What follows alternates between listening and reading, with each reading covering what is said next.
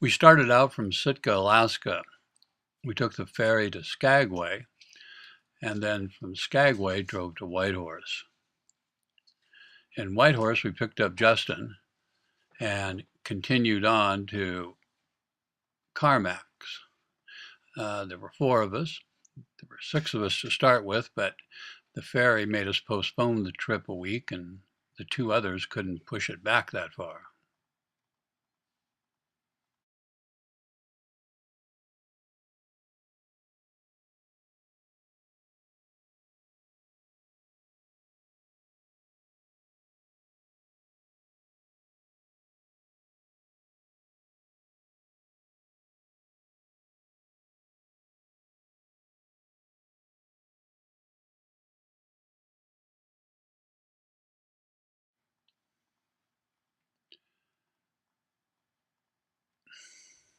We loaded up the canoes in Carmacks and headed downriver.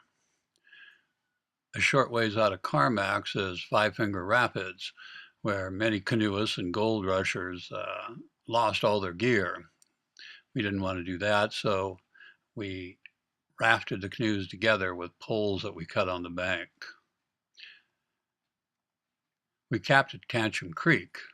The weather was great, and it would remain that good for most of the trip.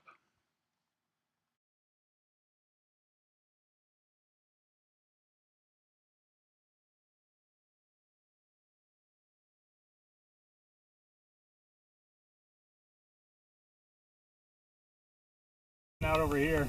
Oh yeah, well, we got the poles. Oh, good.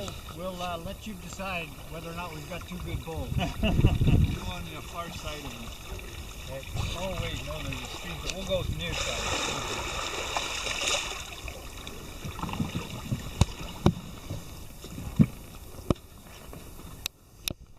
Pull me up a little bit, and that should be good.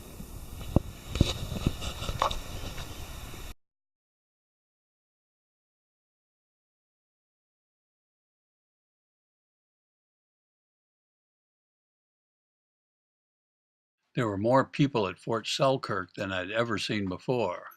Fort Selkirk was abandoned in the 1940s after the Alaska Highway came in. The riverboat stopped running and there was no need for Selkirk.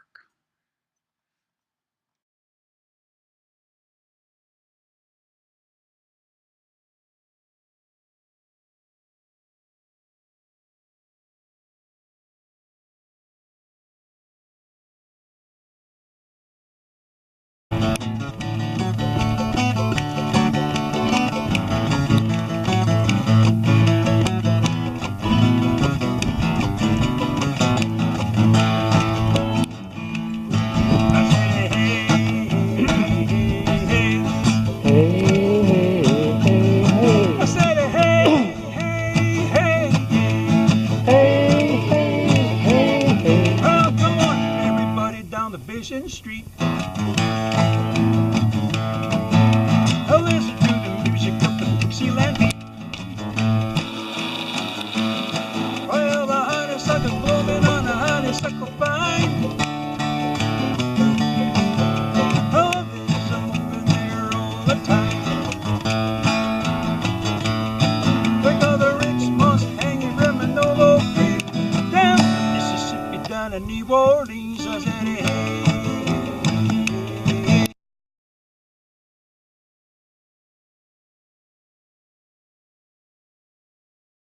The teacher placed the young lad inside the willows, so, and his purpose there was to call an animal, that he wasn't to move, for if he moved so much as his toe, he would disturb that around his foot, and his teacher would know that he had no patience.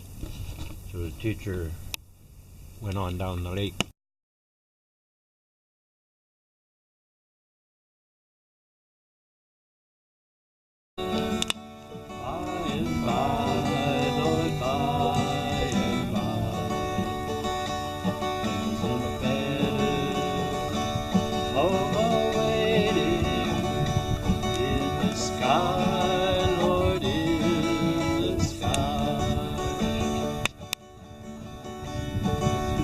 Again.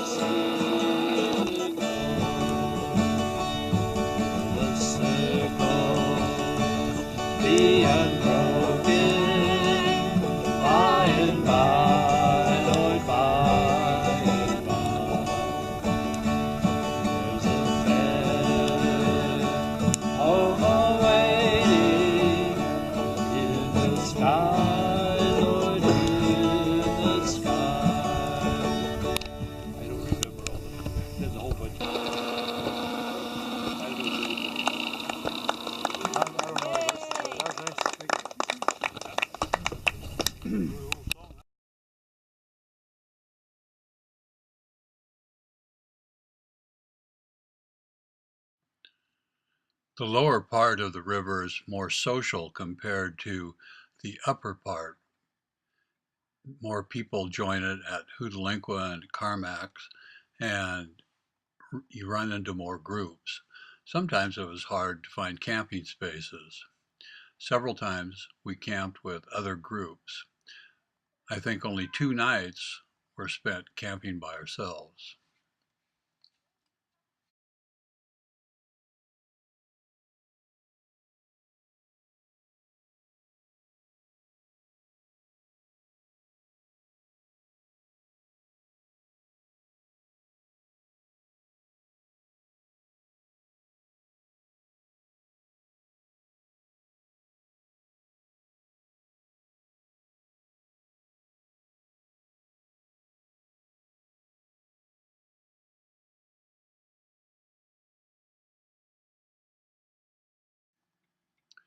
It started to cloud up a little bit when we left the mouth of the White, and the next day we got our real first taste of rain.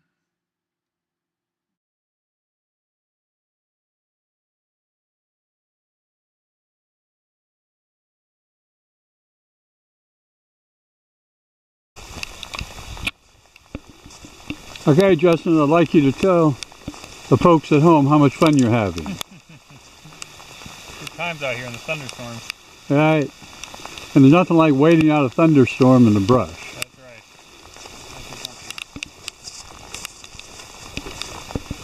And I'm sure both of you are enjoying it too. You betcha. All right. Trying to take a little nap while we get the chance. Testing our rain gear. Right. Mine's working pretty good.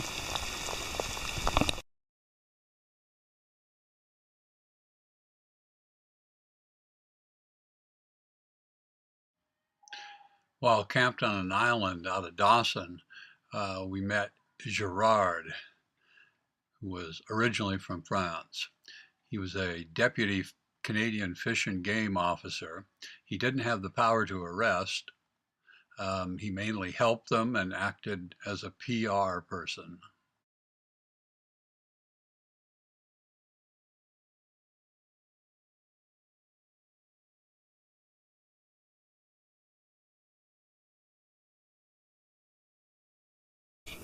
This morning when I got up at about 6:30, came out here, and there were 2 bull moose on this point.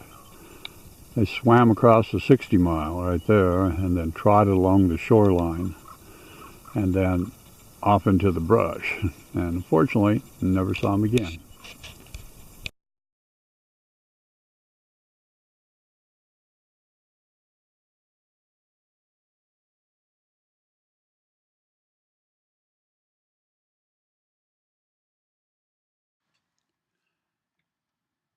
The last couple of days on the river were stunningly beautiful, hot and warm, the skies were clear.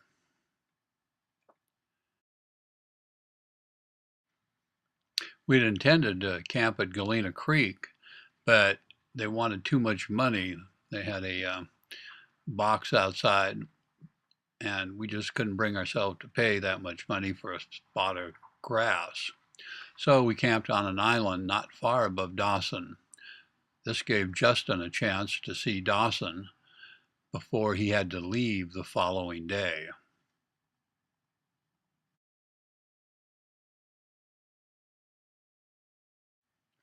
As many times as I've been to Dawson, I always enjoy it while I'm there. Dawson is unique in many ways.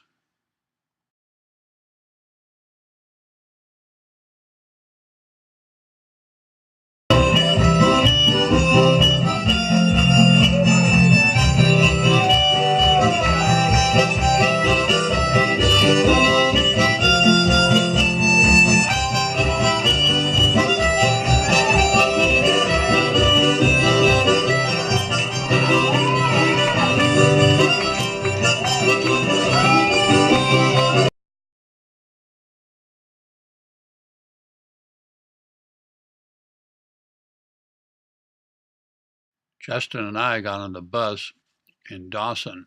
I was going to Carmacks to pick up the van and drive it back to Dawson to pick up all the people.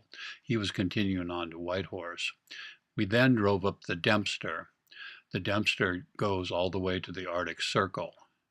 We camped at about 100 kilometers up. The fishing was outstanding.